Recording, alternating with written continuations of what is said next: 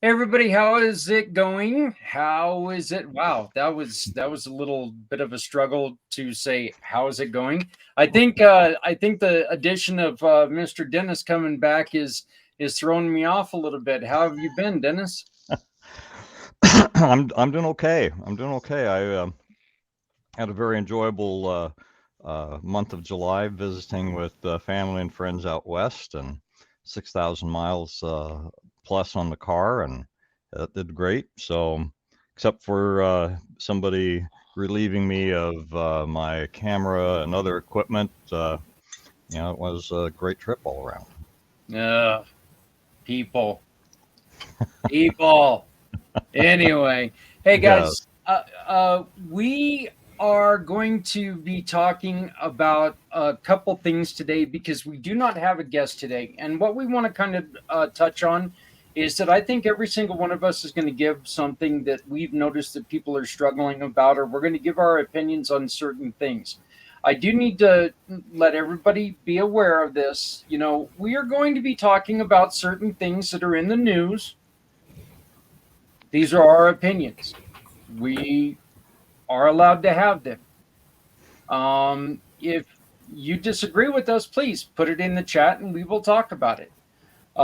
None of us are out with any intention to hurt anybody, or and if you feel like maybe we don't have the correct or the whole story, I think every single one of us on this show will invite you to come on and talk to us personally, and express yourself, because this is what this is all about. So we are going to get started though, as we always do, talking with Stephanie, the goddess of the grave. Please introduce yourself and tell us about yourself. Good morning, everybody. And Dennis, I'm so sorry to hear about the things that were stolen along your travels. Good morning, Mr. Z. Good morning, Patrick. Thank you, Zach. I'm happy to be here. My name is Stephanie Simoes. I work with nonprofit organizations and people year round to assist with fundraising through One Hope Wine. We are a cause-centered winery out of Napa Valley with over $9.7 million donated to date. So what I do is I specialize in fundraising, gifting, private wine events, and wine delivery. And it's great when you pour a glass of wine or send a gift. It's really a great feeling to know that that bottle is making an impact for a nonprofit organization that's important to you. Zach and I run a monthly show highlighting smaller nonprofit organizations to help them fundraise, but most importantly, to get their mission out there to more people. You can follow us on the Community Pay It Forward One Hope fundraising page on Facebook. In fact, this is a really great month to follow us there, because I kind of gave Zach a little bit of a nudge and asked him to talk about his organization that he runs this month. So if you haven't checked that out, definitely jump on there. I'm also the co-founder of PNS Properties. We are a family-run business. That is not me sneezing. That is the baby on my lap, if you can hear that. I'm so sorry. We are a family-run business that's working to curb the homelessness crisis in our veteran communities. We work with HUD-VASH recipients on housing, and we are working to build veteran communities in housing while providing support and resources. A little bit of a new announcement that I'm adding here is that I'm also the co-founder of New Heights Homestead. We are traveling 580 miles with our family to build a mountaintop homestead from the ground up. So if you love animals, natural living, and building, you can follow and subscribe to our YouTube channel to come on the journey with us. This mission in particular is really important to me because in the last few years working in the nonprofit space, I have learned a lot about where our systems are really lacking in support. So it's great that we are, providing education and resources here to hopefully really help bring the number of losses in the other direction with our initiative with Footprints Forward. I wear a lot of hats, so feel free to connect with me through my link tree. All the ways to contact and connect on socials are right there on that page. Yeah, that is great. And we are going to be playing the Pact episode from this last Wednesday where Stephanie and I do talk about community Pay It Forward, community Dare to Care, and a lot of the other things that we're looking to do. So as soon as this show's over, please check it out because we're going to just jump from one to the other. So, Patrick, my friend, why don't you give us a little bit of information about what you're doing? My name is Patrick Myers, and I'm the founder of Occult Edge Global. And what we do is we provide as many platforms as humanly possible through media, books, animation for people to tell their stories and get the information out of the gospel and the impact that it can have in your life. And so right now we have a men's podcast through our media company called Consuming Fire Media, and we have it's called the Men's Pit Ministry Podcast. And this one is just for men to be able to come on and be able to talk about how we can walk together as men, number one, because that is just one of the things that I find out the most with men is that we do not talk to each other. We do not talk to anybody about what's going on in our lives, and it is usually to our detriment. And so we talk about the issues, whether it be lust, whether it be depression. Today, the topic was, hey, why am I suffering? And then we go through the Word of God on why those things are, and we give a worldview, and then we give a biblical view, and it's pretty powerful. It's some things that's changed our lives, just doing the show. The next one we're getting ready to launch here this August is going to be Voices in the Fire, where we are going to have the local community come on and share their stories of how they went through different fires in their lives and how God brought them through it. The next thing that I'm doing is called the Youth Initiative. This is going to be a youth-led podcast, and also on the side a nonprofit mission where we are taking. I did this project called the Missing Voices Project. It was $1 million project where people around the world taught us how to think innovatively and outside the box on how to do ministry outside of the church. Without a lot of the religiosity. That's not a word, but I'm making it up right now. And so, with this right now, we are having kids come to this thing, and last night was so awesome. We were teaching them how to do mind mapping and how to take their ideas from a concept where it's just a dream, and then to be able to put it out on paper and get all those things out in your mind so you can actually take it from concept to an actual to a mission and then a goal that you can accomplish. And watching them just take this idea of going to the elderly and doing art and games and just a kind of program that, you know, these 16, 17-year-old, 19-year-old people, the kids are coming up with this stuff that I would never think of. It blows my mind anytime that you give teens the tools to become what they want to be. It's just it never ceases to amaze me what they become and the things that the ideas that they have that we are just completely disconnected from. And so right now, that's what I'm doing. I'm having the time of my life, and I'm just a man that loves God and want to tell people about how free they can really truly become, and the source that made you. Yeah, it's always great to have you here. Great to have you here every week. So, man who's been gone for a couple of weeks, Mr. Dennis Schroeder. How you doing, Dennis? I'm doing great. I'm glad to be back. Glad to be part of the community here. And yeah, I was had the great joy and opportunity to travel out west to the Washington State area for the wedding of one of my daughters, and basically took the whole month because it's been a while since I've been out there, and took a nice long drive getting there. Visited with all kinds of family and friends in the Pacific Northwest, and then took a little bit longer drive coming home with stops in Medford, Oregon, Idaho Falls, Idaho, and Emigration Canyon, Utah. So good to be back home, though. Well, how is your GoFundMe going? My GoFundMe is, we've got about 2/3 of our goal. We are trying to raise $2,000 to be able to acquire the set of books that we promised our first family that we're honoring. I am the founder of the Price of Freedom Foundation, and we're working currently with 4 Gold Star families. The first family is the family of Machinist Mate First Class Alfonso Abdal Amos, who served 18 and a half years in the United States Navy and was lost at sea. What we promise all of these families is that when we have completed our work and we have a written book that we've produced, that we will gift a copy of that book to them so that they can have something to hand down to future generations.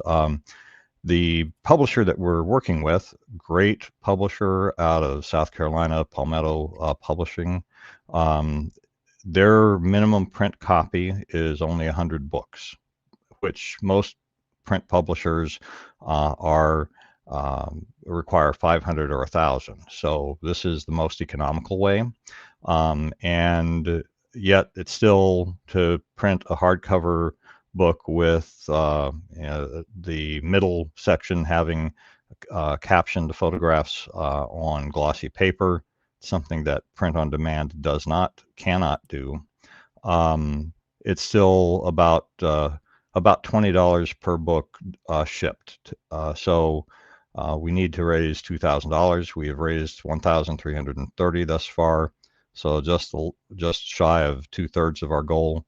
And we're still looking for that support to help us get to that spot, so that we can then gift those to the family and those who have participated in the research that we did to bring this book together. We've also been offering those that donate, if they donate $40 or more, then they will also get a copy of the book, because we do not have 100 people that we're promising these books to give for free. So in fact, I'm certain we don't have even 50. So anybody who donates to our GoFundMe cause and wants a copy, they'll get a signed copy from me. Oh, that's fantastic. Just to let everyone know, the link to the GoFundMe page is in the chat. So going ahead, or in the comments. So all you got to do is click on that, and it's going to take you to the GoFundMe page. You can support Dennis and everything that they're doing just by simply, look, no amount is too small. This is Correct. not some of these bigger organizations where, they're more likely to lose $10 than to use $10. This is an organization that's going to use $10 and love you for it. So right, absolutely. We certainly appreciate and acknowledge every person who donates $1 or more. We have no paid staff. We are tiny at this point, and we operate with volunteer labor at this point. And in fact, almost, I'd say, every service that we make use of has discounted their rates in acknowledgement of that. Yeah, we just wish you the best of luck. We're hoping we can get this first one out so we can concentrate on the second, third, and fourth one. Absolutely. But welcome back. It's great to see you again. Mr. Z, you're up, brother man. Thank you, brother man. Appreciate that. Good morning to you, Steph, and everybody here. Hello, world. My name is Z, or you can call me Mr. Z. I am a web developer, and I am also a consultant that specializes in helping nonprofits, family owned, and veteran owned businesses who are looking to modify, maintain, develop, or redevelop a custom website Z World is waiting for. Back to you, brother man. Short, sweet, like always, just never takes enough time to take the credit he deserves. And I am not the only one who says that, but another gentleman who never takes enough time to take the credit he deserves is my buddy Trevor. How are you doing, Trevor? I'm doing very well, thank you. How about yourself? Doing okay, doing okay. Good. I don't know many people. Getting ready for a very interesting conversation here in a little bit. I think we're going to That's talk about great. Brits with beards. Oh, you mean like some Yanks with beards too? You know, Yeah. Yeah. I'm just waiting for our representative, One Hope Wine, to come with a beard one day. Yeah. Well, yeah. She could do that, but I don't think that. I don't know. She'd still look good. So, tell us a little bit about Charity Revolution, my friend. Well, Charity Revolution is a marketing company. Like myself, I've been marketing for 20 odd years and found that one of the areas where most nonprofits seem to need that little bit of extra help. So Charity Revolution was created with the what's the word I'm thinking of? I don't know what the word I'm thinking of. My mind's gone blank. But the idea was that being a kind-hearted person and always wanted to give back and help the community, it was a way to bring charities into the realms of marketing their charity so that they could get out there, get the word out there, find ways of doing things on a more economic way without having to be scared away by saying, oh, go and talk to a marketer. Because, you know, we all know that marketers are great at what they're doing, but for some reason, charities and marketing seem to be far distant from each other. But when you're out there looking for a donation or looking for support, that's what you're really doing. It's just the language has changed. The functionality is very much, you know, we're out here, we want to be exposed, we want recognition, and in that return for what we're doing, if you can support us with either some time, which is the most valuable element that we all have, but if you can't give some time, maybe a little bit of money so we can get other people to share their time with us.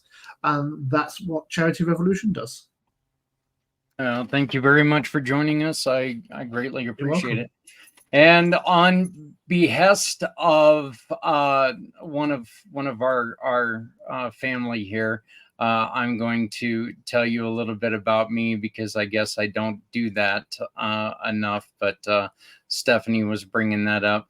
But my name is Zach Clayton. I started Community Pay It Forward, Community Dare to Care 9 years ago.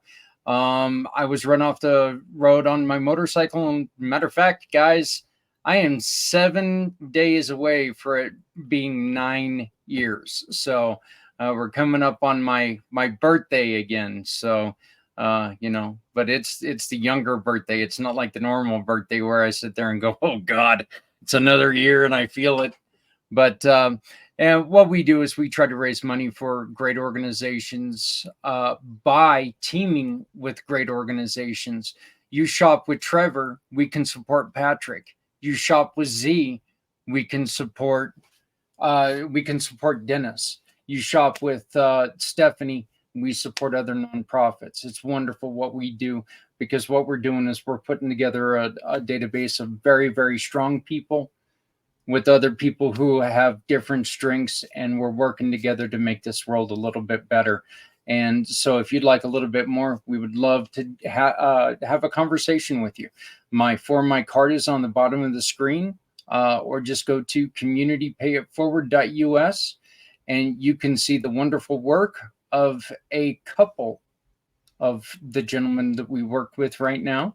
Mr. Z is our webmaster, and we often have Trevor look through and make sure that we're not doing anything wrong, and you know, ask him to rap upon my skull if I do something that's out there that's not supposed to be out there. So But and Trevor's never one to shy away from rapping me upon the skulls, so which is a good thing. But Zach Clayton, All in community good pay it taste. forward.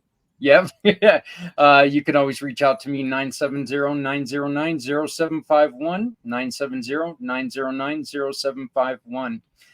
Hey guys, as guys and gal, we were talking earlier a little bit before a couple of you guys came on, but we do not have a guest today. And we are hoping that our viewers want to get involved with this. We kind of want to go in a direction of we're going to look at the way that the world is today and maybe talk about some of the problems that we notice that are out there and some of the things that we see as problematic and putting pressures on people that don't need to be there. One of the things that we were all talking about, and this is right down everybody's area really, because it seems to me like we're putting a lot of pressures on kids nowadays. And this is absolutely in no way, please understand, this is not bashing any groups or anything. But I think right now what we're asking kids to do is we're asking kids to make choices that none of us were asked to make at the age that they're asked to make now. Okay? I remember my parents telling me you don't even need to be thinking about sex until after you graduate. Well, I was a teenage boy, so I thought of it way before graduation, but now we're asking kids to make a life decision in grade school almost. And Z, I want to ask you this because you really work hard to make sure that everyone is included and everyone has their rights, as which I think we all do. But do you see this as a problem that we're asking kids to make a decision when it comes to sexuality way too young? Or do you think that we're on course and we're doing it right? All I can say is these kids are still developing their learning habits, and what they're exposed to could be influenced by their futures. And I can't say how to raise kids, but all I can say is these kids are very impressionable, especially on social media and what they see and what they're exposed to. And if anyone disagrees, by all means, I'm open to your thoughts. And long story short, I just think these kids, I guess, don't know any but better. And what they're influenced by isn't by the right information. I mean, I'm no child expert by any means, so I'm gonna kick it back Well, to I you. just really find it kind of weird. And Dennis, what is your thought on this? We ask a kid to go from watching Barney to tell me what your deepest, darkest thoughts are, and let's make a decision on who you are right now, even though you haven't had a chance to experience everything in this world. Well, I think it's a terrible mistake that our society is making. I think it's going to have very negative consequences for a whole lot of these young people as they grow older. I mean, I can remember things that I thought and choices that I made without these kind of pressures when I was young that I regret. And I think everybody has had that experience. Man, Yeah. I was really, I really didn't know what the heck I was doing or what was I thinking. And they are asking kids to make even more significant and lifelong kinds of changes and decisions that they just shouldn't be asking them to do. So it's a from a from a faith standpoint, as well as just thinking about it from a sociological standpoint, this is something I think that society here in the United States and wherever else in the world it's going on is going to live to regret. Trevor, let me ask you, because you do, you're from a different society, and let's be honest, European nations are far more open with sexuality than we are here in the States. We're damn near prudish when it comes to some of this stuff. Yes, What you are. Yeah, well, we truly are, I mean, Mhm. what are some of the things that you like? What is your opinion on what's going on? And tell me, like compare and contrast maybe a little bit. All right. Well, there's two elements here that I want to start off addressing. One, what the age of the children that we're relating to? Because, at the end of school, most children cannot know how to use a credit card and a checkbook. And that's a responsibility that we all have for life. So how can you expect them to make a decision on what type of relationship they want? I can't seem to balance that one in my head very well, and pardon the pun about balancing, especially with a checkbook. But when you've got in the simplistic form, a male form and a female form, and we want to talk about the concepts of how we reproduce, you need one or the other. And I've come up with this question in debate and say, well, okay, because there are like 72 or 76 other types of genders, if we wanted to have a child, which other gender do I need to be with to make that child? Do I need number 42 and a 46 is compatible with myself? Or do I have to go back to the original male or female? I think we're starting to open up way too many questions and combinations of things that is just not appropriate for a child. Now, I'm not saying they should be excluded or hidden from it, but let them make their own choice. Let it be that, you are a male, you are a female, these are the bodies. Now, what your desire to do in private life is another element. In the same way, we can't deny an Oriental or an African person from the shade of their skin or the shape of their eyes. That is it. They're born like that. And how we adapt and address them can be, well, you are from an African origin, you're from an Asian origin. I'm from theoretically a European origin. I don't know what that really means. I don't have an identity. And going back to your second part of the question, saying, are we more liberal in the UK or in Europe? Yes. When it comes to seeing the naked form, it doesn't bother us. Because if you think about now, Stephanie, I believe you're a mother. How do you feel about your children seeing your family members undressed? You don't think anything odd about it. So if the children are growing up in the home, seeing the naked form, why is there a problem all of a sudden when they get to the age of puberty and all of a sudden we've got all the hormones shooting off? It shouldn't be the point of, well, we've gone to the beach and look, this beach is topless, or this lady here or this gentleman here are changing their swimming costumes. Well, if we're all built the same way physically, either as a male form or female form, we haven't got a problem. I've been to beaches when I was rampant with the hormones, and there were people sat there with either their tops off or changing their bikinis. Did it mean that I had to shout out and be abusive or vulgar? No. You just took it because it wasn't the appropriate place or the appropriate time.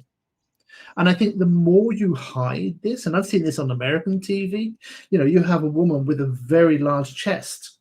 So therefore she wears a T-shirt and there's some cleavage showing. So there it is on a news article, and we're now putting the blur effect over the cleavage. But for every child, they've seen cleavage of any woman walking down the street or even at home. So why is TV in one sense trying to build, oh, you shouldn't notice it? Because whatever you hide makes people curious. And I'm sure we've all done this to summarize, oh, look at the park bench. It says wet paint. Is it? Let me touch it and find out. Yeah. Stephanie, you and I did have a conversation about this. You not only are a mother, now you have two daughters, and so you have a very very different responsibility than I do. You know, when it comes to that. But you know, some of this stuff is very uncomfortable as you as for you as a mother when you have somebody coming into a locker room with young girls. Right. Well, back to Trevor's question. Yeah, my kids took baths together for like a very long time. Up until like more recently, actually, maybe longer than they should have, but it was their choice to stop, not mine. They decided, you know, when they started to get uncomfortable with it. And I've spent a lot of time in preschools with my traveling gymnastics program over the years. Like this was my previous business. I serviced those schools for so many years, and there were 4-year-old boys that played with Barbies. You just didn't draw attention to it. It was normal. They were exploring. They were, you know, like role playing. They were playing with their friends. It wasn't such a big deal. And they grew out of it and then explored other things. So I guess there's a lot more attention being drawn to things like that now. That, I mean, I wouldn't freak out if my 3.5-year-old was playing with dolls. In fact, he watches girly shows with my daughter all the time. You know, it's okay. You know, they're learning, they're exploring. You know, I think about the things that Patrick is doing with his group of kids and giving them the tools to be who they want. And this might be a different like spin on your question a little bit, but I think that a lot of this is like pressures to condition the kids, to push them into specific, you know, even careers. Cause I know Patrick is like really letting them explore like different avenues for, you know, different things that they enjoy. And kids have this great imagination, you know. I don't know. If you watch a baby trying to walk, they go, they fall, they go again, they fall, you know. And I think that all the pressures, the world, the environment, the social media influence, everything that changes these kids as they go on, where like, oh, maybe I shouldn't go again. Maybe I shouldn't, you know. If you think about a baby, they're constantly like going after what they want, you know. Think of a toddler. How many times will they ask you for that freaking cookie until you're finally like, okay, take the cookie, take the cookie. But I think that the consistency with just trying to mold these kids, that influences and changes their direction over time. So I know that this is a different standpoint of what you were asking, but I think it's no, this is fine. And by the way, that's only a good parent. I'm the bad parent. I would just eat the cookie and then the kid would have to shut up. So, you know, but yeah. I love that Patrick is having these kids continue to dream and helping assist them in what those dreams are, like, you know, like the planning that he was having them do and stuff, and the mind mapping. Like, keep the kids freaking dreaming, man, about what interests them, you know, no matter how crazy it sounds, you know, because I feel like the world is going to shut them down at some point. Like, good luck, you know. No, like, support them and let them go after what they want. I think there's a lot of molding even into specific careers, because that's what the country needs, right? But it's not maybe what that person needs. So I don't know. But yes, when it comes to schools and specifically elementary schools, I think that should remain with education, and there are certain conversations that should be had at home. Well, I think, you know, and I truly believe this, Patrick, and I want to bring you in on this. I believe that everybody should have the right. We live in America. We should have the right to do what we want. You know what? If we're comfortable or if we're uncomfortable in our own skin, by the way, who here has not at some point in time been uncomfortable in our own skin? Every single one of us has. Okay. We just need to allow kids to be kids and stop pressuring them to make some of these adult decisions. I mean, I think it's kind of funny that we're asking kids to, one, you know, give us your, give us your his, her, whatever that is. And oh, by the way, also sign up to die at 18, yet you haven't lived yet. You know, we're not allowing them to live. And Patrick, you deal with kids every day, and you were saying a little bit earlier that these kids they're suffering from it. You're on mute. Yep, that age-old mute. I'm going to do this first before I speak, because I'm not going to apologize for what I say. Then, Father, I thank you for this day and this opportunity to be able to speak, Lord. I pray that you remove me from me and my opinions, Lord, but only speak your truth, and to be wise, but also to be bold in the things that I say, and because my accountability is to you first before any man, woman, or child. In your name I pray. Amen. So,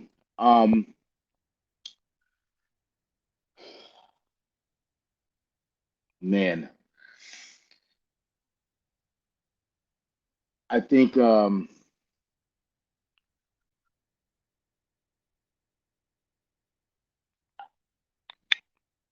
problem is, here's the thing, right? If any of you were to come to my house and start to have a sexual conversation with my kid, right? You probably won't walk out of that house alive, right? If I was to walk into your house and just start having a conversation about what I think sex should be like for your kid, insinuating anything, coming into the bathroom with your kid and using the bathroom and just being like, hey, my body's free, you can just look at it and all that other kind of stuff, you would kill me. That would be the fact. Am I wrong in that? I'm not wrong in that. And so we have taken kind of a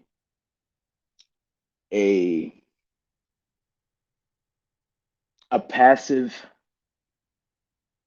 way of thinking because we don't want to go against what the world is doing when it comes to this, because that's exactly what they're doing. They're coming into, the thing is that until your child leaves the home, you are their fortress. You are the gatekeeper of everything that comes into their mind and that affects their soul. You as a parent, me as a parent, we are the gatekeepers. And what I have seen, and from what these kids tell me, that we as parents have lost the keys to the gate. We have lost we have stopped holding the door, and when there's holes in the walls, we've quit patching them. That's the truth of things. And so right now what's happening is the kids are being bombarded and being bombarded. The world knows, if you want to really occupy a country, or you really want to do that, you don't just go just straight out and just go to war and then like send everybody into the fight. You don't do that. They do it slowly by indoctrination, right? So you go after the hearts and minds of the people. You go after the children. You go after you start changing the mind of generations. So you play the long game, because then you lose less people, and then the people fight themselves, and the people they are the ones that turn each other in and fight against each other. That's how you actually accomplish that goal without having to fire a shot, right? And so that's what's happening in America right now. When I'm dealing with these kids, I have never seen depression and anxiety and all that stuff on a level. I've never seen it on the level that I've seen it in 3 years. Like, I got injured in 3 years time. It was worse than what I've been doing in ministry for almost 10 years.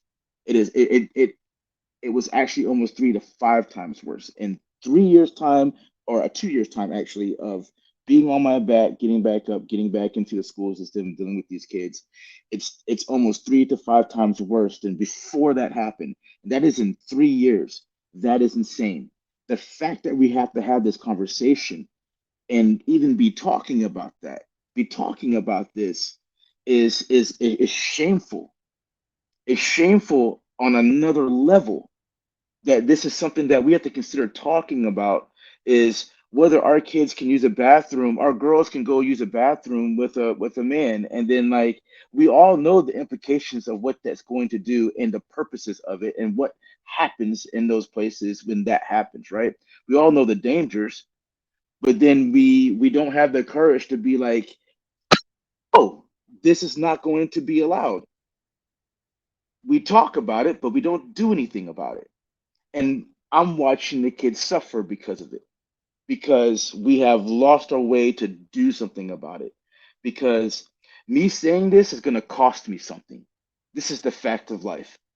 It's going to cost me something to take this stance. But I'd rather it cost me than that 14-year-old girl, that 9-year-old girl, or my daughter, or your daughters and your kids. I'd rather it cost me. I'd rather pay the price, because once they pay the price, they can never be unpaid, because that's what happened to me as a little boy.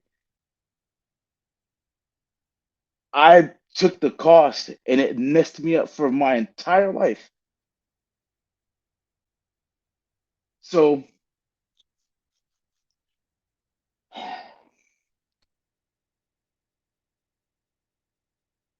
we have too many people that feel the same way, right? The fact that,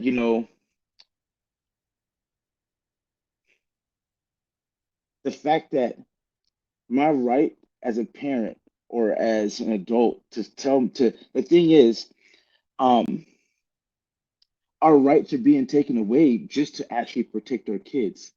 And that's a nefarious agenda and plot that's happening. And they can call it whatever they want to call it. They can call it tolerance, they can call it all that. But there's no tolerance for me to say, I don't want this for my child and I have to accept this. No, that should not be so. That's not tolerance. That's actually tyranny. That's actually you being able to dictate to me what I can do, but then I can't dictate, I can't protect my own child.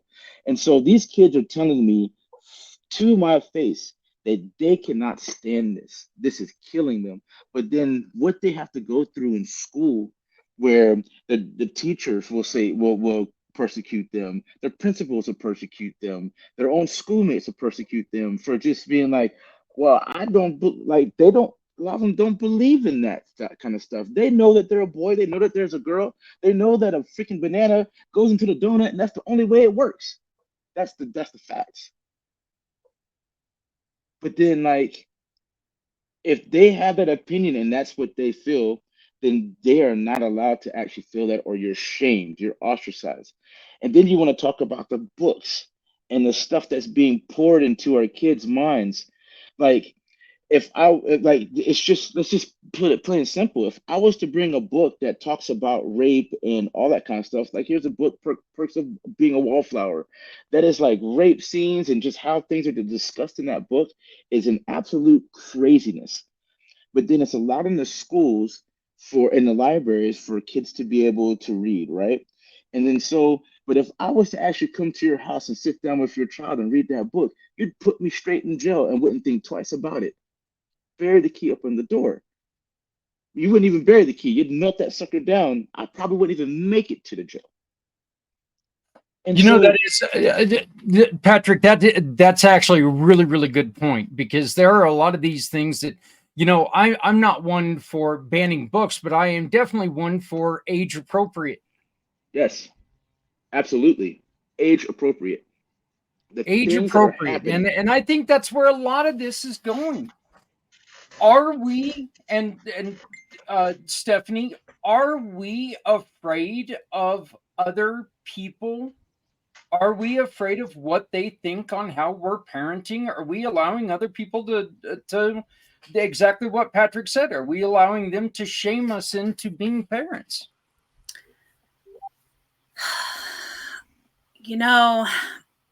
Like Patrick was saying, when there are too many holes in the walls, you quit patching them, right? And I think parents are so busy working They're so busy working. Look at the prices of everything, guys. Look at the prices that have gone up. Families are struggling, just to make ends meet. They're so busy working to be really involved with their kids, really involved with their kids' school, who their friends are, who their friends' parents are. And I think that that's a big problem, because the kids then are getting the influence from their long days at school. When they're done with school, they come home, their screen time. What are they getting from their screen time? How much of their day is really influenced from their parents? Are they having dinner around the table, or are they having dinner on the go? What does it normally look like for an American family? I feel like the time with the parents is probably a very small percentage of their day. I don't know if you guys would agree with that or not, but I think for the majority, parents are working over 12-hour days with their commute and everything else.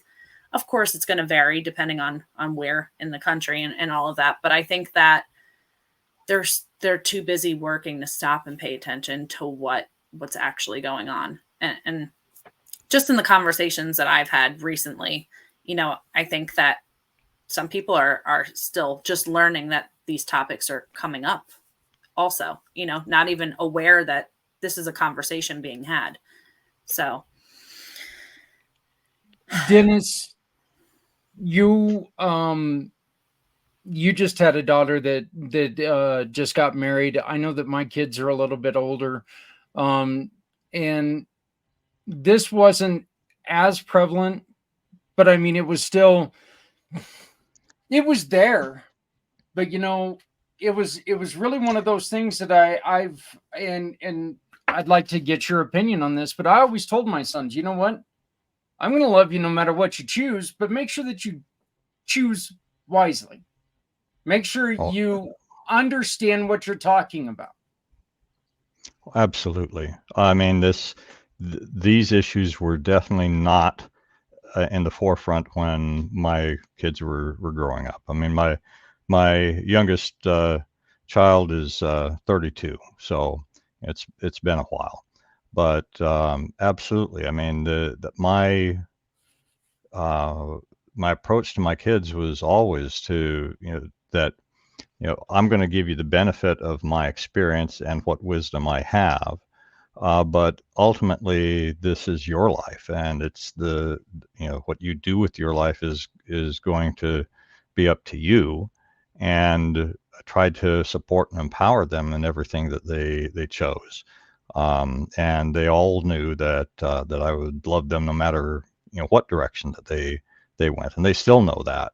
Even as adults. What I was just trying to put into our sidebar chat here, something that I think sometimes there are elements of wisdom from eons ago that ring true today. And I saw a quote attributed to Marcus Aurelius that says, the object of life is to not be on the side of the majority, but to escape finding yourself in the ranks of the insane. And I believe that rings so true today. I think that when we cave to groupthink of the majority, currently it's on the left, but we can probably all think back to things in history when it was on a different political side, that we can be truly amongst those who are insane. And I think that is absolutely what's going on right now. Yeah, Trevor, you're right. And I'm just going to read this out because I shared it in the comments. A problem that everyone wants to be alike, so they'll avoid conflict or expressing an opinion that goes against the majority. But as a parent, you have the right to teach the right from wrong, and now let the kids decide. I love that, because you're not, look, we all want what's best for our kids, but let's be honest, we're going to push them towards what's best for us in a little way. Okay, we're going to want our kids to be a lawyer over a circus performer. Maybe our children want to be a circus performer, and there's nothing.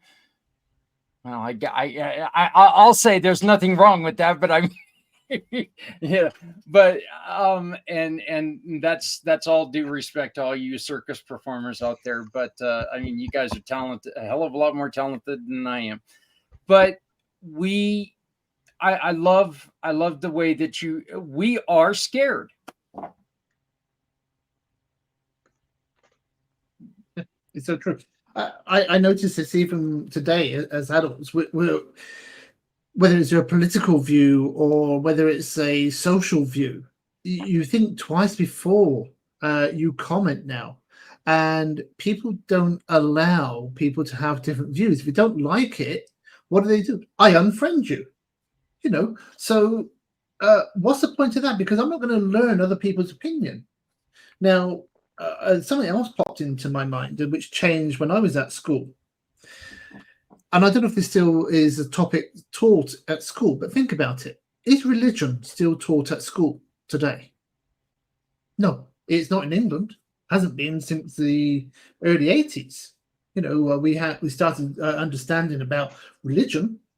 Well, I was C of E, so therefore it was a C of E biased thought process. But then all of a sudden, well, hang on a minute, what about all those that are not? So instead of teaching all religions and all point of views, no, we'll just take it all away. We'll just hide it away. And now I feel that I lacked a lot of, let's say, Christian teaching because they took it away. Now, if we take away the training of people, the art of being afraid to speak your mind without consequence, the fear of that is so impelled upon us that when it comes to, let's say, talk about politics, I think I feel safer talking about politics and upsetting somebody than I would about talking about religion.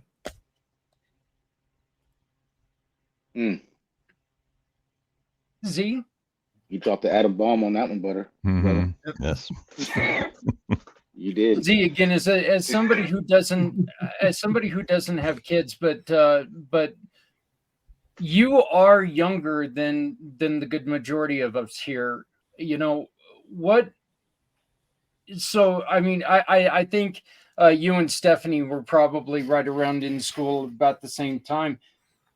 Are you seeing a difference in the way that the way that kids are growing up now than when you were growing up? Yeah, a lot of good points that everyone is saying, and things were a lot different back then than it is now. And I guess we just have to second guess ourselves in this circus that we're kind of thrown in. Yeah. What would be your suggestion on what can we do to try to, I don't know if right this ship is a good way to put it, but I'm going to put it that way. You know, what do we need to do to remember that we've got to let kids be kids? And we have a responsibility to kind of slow them down sometimes. It's like, wait a minute, don't, until you explore. It's like one of the things we're bringing up politics here. One of the things that I've always told my kids is, don't say that somebody's stupid when it comes to politics unless you have a reason to say they're stupid. Because every politician's stupid. I'm sorry. But you got to experience it, right? Mm. Well, Yeah. I'll be honest. Like everything I said, I don't believe. Like, okay, yeah, it might hit on some politics, but I'm no politician. Yeah, I'm no politician. I could care less. I mean, it's important to know, but that's just not what this is about. It's not about politics. Um, but it is about, man, just the God-given common sense that God's given us, and the right that is our freedom to be able to speak what is true and what is right, and to have those opinions. We've lost the art of being able to just talk to each other you know, and disagree and be able to keep my boundaries. Like there's no such thing as boundaries anymore. Like all that's being torn down. My boundary is that none of y'all get to talk to my kids about their sexual orientation. Nobody gets to do that except for me because the word of God says fathers raise your children. That's my job. Period. Nobody else's. That's my responsibility, my God-given right. Period. Nobody else gets that say. But if I take that stand, right? And the thing is, Trevor, you brought up something, you said something really, really good earlier, man, when you were just like, people are afraid because, like, yeah, nowadays taking a certain stand can cost you your job. Um, to be honest, it can get you banned, it can get you canceled. I mean, it's so easy for that to happen now. And then that fact alone should really, in my heart, that fact alone makes me take a harder stance because what I've learned in life and what I've seen in just uh in the world and when it comes to evil especially, right? Evil usually you don't have people that just go, we're gonna just do this evil thing and just bring it on. It's this thing that is it's allowed over time. And then when it's implemented and it's when it's taking its whole grips and it has everything just bound up where it can't do anything, then people and when it clamps its jaws, right? That's when people want to struggle to get out of it. But the thing is, it's been closing around them the whole time, and then they wasn't able to do anything to that. And so when you think about like what happened when it came to how the Jews got exterminated, you know what I mean? Were being exterminated. That was because over time this indoctrination thing happened. And then when it happened, the jaws shut. Well, then now you have millions of people dying over something that I mean, in human nature just shouldn't have happened, right? It shouldn't have happened whatsoever because there should have been enough common sense to be like, man, we shouldn't be putting all these people in ovens and everything else and doing all this crazy kind of stuff. There should have been this thing that happened in people in society that was just like, this is not going to happen. But this is what until the jaws shut. And now we had to lose millions more lives because now people had to rise up and fight against what was already starting to be clamped down, right? And so that's what's happening right now in our kids. It's like, it's okay to be scared, but my daughter, right? My daughter, I don't want to, I do not like putting her business out there. But there's a point in her life where she was just really struggling mentally and emotionally and physically. And at that point, it was either do I be a father and just go about my business and do my own thing, or do I take off and put everything I can into her to help her to help inform her of who she is so she can live and survive. What are my choices? I have a human being, a daughter right here, that's more important. That's the truth of things. I can find other work, I can do something else, but I don't get another daughter. I don't get another child. And so we have, so the thing is, I'm very desperate about this because I'm watching kids die. It's not just a theory. I'm watching kids talking about at 9, 10 years old, talking about they don't want to live because of these issues. And they're getting younger and younger. Now I'm dealing with them from the ages of 6 to 12. Like I didn't know. I I was I think the worst thing I was thinking about was like maybe touching a boob or something. Yeah. And I was like 16, like you know what I mean? I'm like, oh a boob, that was it. You know what I mean? Like I wouldn't dealing with like, I had some stuff that was going on, but it wasn't like how it is today, where kids are just literally like offing themselves and all over the world they're jumping off of buildings and you got the parties in Japan and I went and researched that. That's crazy. And they're young doing this. So the issue is not it's okay to be scared, but it's worse not to do something. Like being Right. scared is part of every single person and warrior's life that's on the planet. Being scared is part of the human experience. but it's when we do not do anything, when we sit and we let things happen. So so like a lion comes in, like you're a caveman, the lion comes into the cave and starts tearing up your people. Well, it's okay to be scared that that lion came into that cave. What's not okay is if you don't pick up your spear and go kill that freaking lion. And so that's really the common sense that we kind of have to have. Not kind of have to have, we desperately need to have right now for our children, is to start being lions about our children. Right now, we're not, that is not the case of what I see. I can tell every week, you know how hard it is for so you had Joanna on here before, right? She wants to inform so many people about what's going on with the library thing.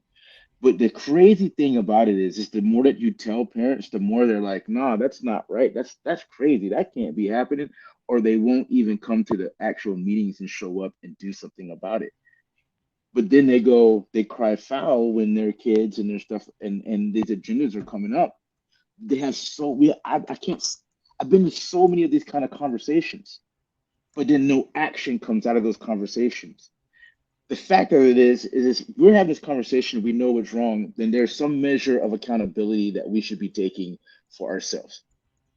That's the fact. That's what should be happening. And the fact that we don't, because football, basketball, all their other daily things, sometimes, to be honest, our jobs and all that kind of stuff, even though it's the source of our money, and it's not a condemnation thing. I'm not saying go quit your job because your kids, whatever. It's not what I'm saying. I'm saying, like, if the world is so willing to go so far to take your kid, how far are you willing to go to get your kid back? That is where you have to really honestly ask the question. And it's I believe that I'm called to say those things because it's the things that people are really afraid to say. And I'm just, it's the thing is I've already died once. There's nothing else anybody, none of y'all out there can do anything to me personally. It's already happened. So there's nothing you can do to me to make me not be bold enough to say what's true. And so it's just that simple. How far are you willing to go get your kid back? To stop this from happening to your kid, to keep your kid alive, to keep your kid from being depressed. And then what it says, you should love your neighbor as yourself. So how far are you willing to go so that your neighbor doesn't have to suffer the same thing as your kid? That is what we've lost as a society, is our to love our neighbor as ourselves. So as long as it doesn't happen to my kid, I put my kid in private school, I do this, then forget about all those other kids over there that don't have the same rights and abilities and stuff that you have. So, like, are you willing to fight for even those kids? And imagine a world where that was the case and people stood up and people were bold and people were like, imagine if you was a mom that just, like, your kid's suffering in this way, but then you have this job. Yeah, if you say this is wrong and you don't agree with this, like, what will you say if something happens to your child and you could have done something different about it? What can you say? And you kept silent. Look, I think the biggest thing about all of this, and we need to go through and do our what we learned today real quick, but and then Dennis, you had an announcement that you wanted to make. But I think the biggest thing that we can do as adults is we can do exactly what we've done here. We've had 6 of us that are in different stages of life, different areas, from different places on earth, different political affiliations, different backgrounds. We were all able to sit here and calmly discuss this. None of us have a kid sitting next to us right now that would have listened to this conversation and flipped out because they thought we were trying to hold them back. We were able to sit here and discuss this like adults, and I think that we need to do that a little bit more.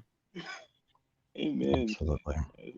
So, Trevor, what did you learn today, my friend? What did I learn today? I learned that we should be talking more like this openly, not only to ourselves. Don't be afraid to talk when it comes to children. Let them have this conversation too. Listen to this type of Yes. conversation. It's down to education. You know, there is wrong, there is right, and that's easy to address.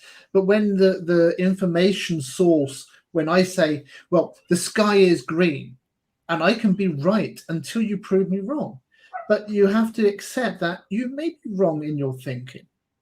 And that's the challenge, I think, that we have. But that's the thing that we should embrace. Yes. Very good, Trevor.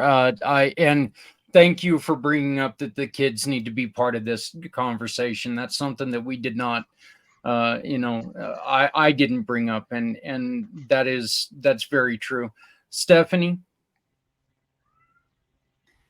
I think that these are all really, really great points, and Trevor shared some things that I agree with too. But yeah, I think we just have to be open and willing to communicate and be open to other people's views.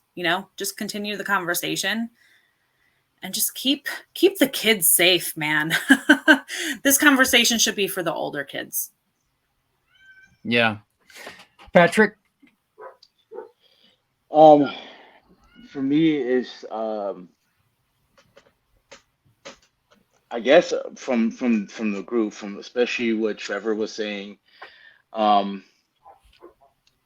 sometimes when you get into the fight of things, right, and you're just seeing these things happen, and you're seeing it from like the bottom, the ground, the actual battle, right? Sometimes you can forget those things about, like, man, the parents are scared and stuff like that. In my mind, I guess it would be like you don't have time to be scared. You just don't. That's really how I feel about it. But then, like, everybody's not built that same way. Like, they're just not. And that those things are important. And then also having that conversation with the kids, that is one of the most important things, because you'd be so surprised on how they feel about things. And then for Stephanie, as far as just that's one thing that's really important. It's just welcoming other people's points of view, like being very open-minded. The reason I can take this stance is because I have listened to a lot of people, but then there is common sense. There is just, well, there's an alligator right there, and then there's a clear path. Well, do I go step in the path of the alligator and just be like, to be okay, take my chances? Or do I, go this crazy path? That's why my black behind don't go to the ocean and get in the water. That's why y'all get bit up by sharks. Because of that right there. I had a really good friend. I had a really good friend that I was over the road truck driving with, Patrick, and he told me once a little nugget of wisdom that I think that you would like. He said, "You know why you never find that black people go missing in the woods? Because black people don't go missing in the woods or missing in the woods." So he was like, "That's the reason why we don't go missing." So, but. I just wanted to add, just hold conversations. Let's just, regardless of your beliefs, regardless of your political stances, regardless of any of that, these are problems that our kids are dealing with today. Okay. Yes. As scary as it is, sometimes the kids are our future. And we need to make sure that we're allowing them to express themselves. But you know what? When you have to slow them down, you have to slow them down. Dennis, you had some news for us, and then you wanted then I need to get your thoughts. Okay. Well, actually, let me talk about what you asked everybody else here about today's conversation. That is that, we live in very difficult times, and we have some challenges that we're facing that previous generations didn't have to face. And I think it does call for what I see as a need that is lacking in so many areas is a need to have civil conversations with people you disagree with entirely. And that's something that I was taught and that I Yeah. learned to develop. And I mean, sometimes, and I don't know where the balance really is to this, but we have a First Amendment that says we can say whatever we want to say, but sometimes if I'm just shooting from the hip, I'm going to be saying it in a way that's going to really hurt or offend somebody else. So I've always tried to be thoughtful about what I'm going to say before I say it. And I think that skill is something that is lacking in a lot of areas in this world. Now, the good news I wanted to share, it's a little bit of good news because I see it as something really positive about the whole subject of helping people to decide to stay around with us another day. This morning, before I came on here, I had to go to the hospital where I'm going to have my surgery on Wednesday and do some preoperative blood work and other stuff. And while I was in there, they had a whole list of questions about my health history, etc. But they asked a question I have never had asked from a healthcare provider before. And that is, have you ever in your lifetime attempted or made a plan to harm yourself and or had thoughts about it? I was blown away because I was able to talk about the fact that yes, I did at 17, have the gun to my head, etc., and talked a little bit about the years of depression and suicidal ideation that I'd had while I was in the Army, and the fact that I have not had those kind of thoughts in a very long time. But the fact that that is now a routine question that they are asking every patient before they go into surgery, I think is a phenomenally good step towards what we all want to see happen. So I agree with you.